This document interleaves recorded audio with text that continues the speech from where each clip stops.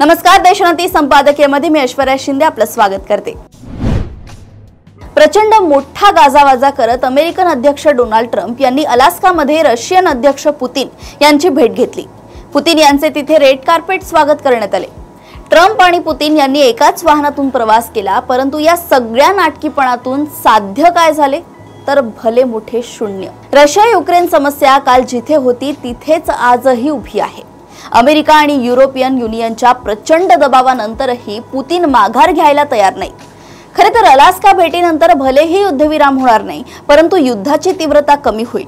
दोन्ही बाजूंकडून संवाद सुरू राहील असे आशादायक चित्र निर्माण झाले होते, परंतु ते केवळ आशादायकच ठरले। प्रत्यक्षात अलास्का भेटीनंतर युद्धाची तीव्रता अधिकच वाढल्याचं दिसतंय। रविवारी रशियाने युक्रेनवर आतापर्यंतचा सर्वात मोठा हवाई हल्ला आणि ड्रोन हल्ला केलाय। यावेळी रशियाने कीवमधील मुख्य सरकारी इमारतींना लक्ष्य केलंय। या इमारतीत युक्रेनच्या पंतप्रधानांच्या कार्यालयासह अनेक महत्त्वाची कार्यालये आहेत। रशियाने या हल्ल्यासाठी 800 पेक्षा अधिक ड्रोन तसेच 17 क्रूज आणि बॅलिस्टिक क्षेपणास्त्रांचा वापर केलाय। हा युद्धातील आतापर्यंतचा सर्वात मोठा ड्रोन हल्ला होता। या हल्ल्यानंतर युक्रेनने रशियाकडून हंगेरी आणि स्लोवाकियाला तेल पुरवठा करणाऱ्या रशियाच्या पाईपलाईनवर ड्रोन हल्ला करून प्रत्युत्तर दिलं।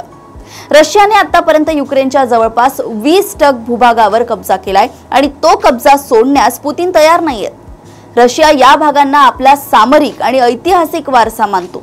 पुतिन यांनी स्पष्टपणे म्हटलंय की युक्रेनने रशियाने व्यापलेल्या भागांवरील आपला दावा सोडून दिला तरच काही चर्चा होऊ शकते। दुसरीकडे युक्रेनची 1 इंच जमीन देखील आपण रशियाच्या ताब्यात जाऊ देणार नाही या भूमिकेवर झेलेन्स्की ठाम आहे। दोन्ही देशांची ही भूमिका पाहता निकट भविष्यात तरी युद्धविरामाची शक्यता खूप कमी आहे। दोन्हीपैकी एका देशाने किंवा दोघांनीही थोडे नमते घेतले तरच सलोखा प्रस्थापित होऊ शकतो। अशाच घडामोडी व अपडेट सोबत पुन्हा भेटूया देशोन्नती संपादकीयमध्ये। बघत रहा देशोन्नती। नमस्कार।